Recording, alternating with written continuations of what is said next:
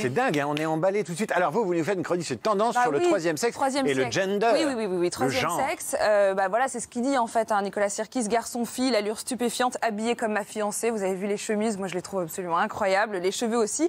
Sauf que le mulet, vous auriez pu faire une chronique sur le retour du mulet. J'avais fait une chronique la saison dernière sur les coupes de cheveux agenrées. Et effectivement, le mulet était la coupe à genre par excellence. Donc plus de 30 ans plus tard, on parle plus vraiment de troisième sexe biologique, mais plutôt de genre, qui est un genre donc social. Et les choses bougent, notamment dans la mode, où les frontières entre les genres se font de plus en plus floues. L'image qui a fait parler d'elle très récemment, c'était le 10 avril dernier, sur le compte Instagram de la maison de luxe Valentino. On y voyait un homme nu, cheveux longs, un sac en cuir à la main. En fait, c'était un autoportrait du photographe Michael Bailey Gates, qui était connu pour ses images militantes et inclusives envers les communautés LGBTQIA+. Laurent Lavige nous dit qu'il lui ressemble, en fait. Mais oui, il y a quelque chose. Quand vous êtes nu, vous êtes comme ça, nu. Je me dis, je sais pas, il y a un côté de félin, je sais pas. Je sais pas, je la trouve très douce. Mais il faut laisser Laurent image. rêver. Hein. Mieux rasé. Je l'adore. Elle est très douce, mais alors elle a provoqué des réactions très violentes. Ouais. En fait, c'était assez incroyable. Il y a eu plus de 13 000 commentaires sous la publication, donc ce qui est beaucoup pour le compte Valentino. Et en fait, une avalanche de haine homophobe et transphobe. Yves Saint-Laurent a fait quasiment la même il y a 40 ans. Hein. Oui, mais alors, à l'époque, il n'y avait pas les réseaux sociaux. Ouais. Donc finalement, la haine était silencieuse. Voilà. Exactement. Là, ça s'est exprimé. C'était très difficile à lire. Alors, il y avait des commentaires positifs aussi.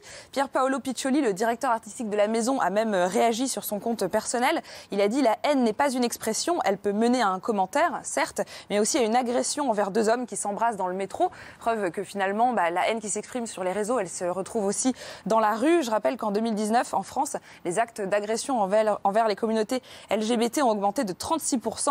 Leurs droits sont constamment bafoués, remis en question à travers le monde. Et dans ce contexte, la mode, c'est un peu un terrain d'expression politique, au même titre que la musique. On l'a vu avec une chanson comme Troisième sexe.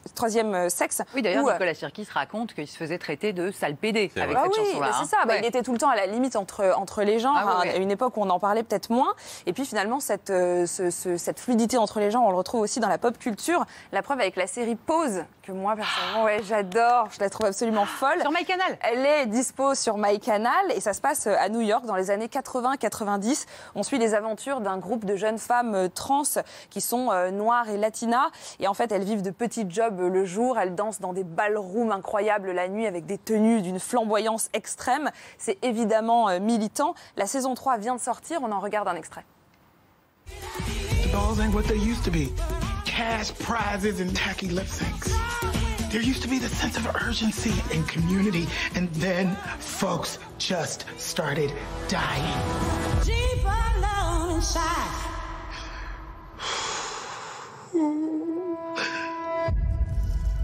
I knew this disease was going to eat me alive, but I'm not going out without a fight. We'll do it together as a family. I'm done running from myself, my destiny. I'm not running no more. Who's with me?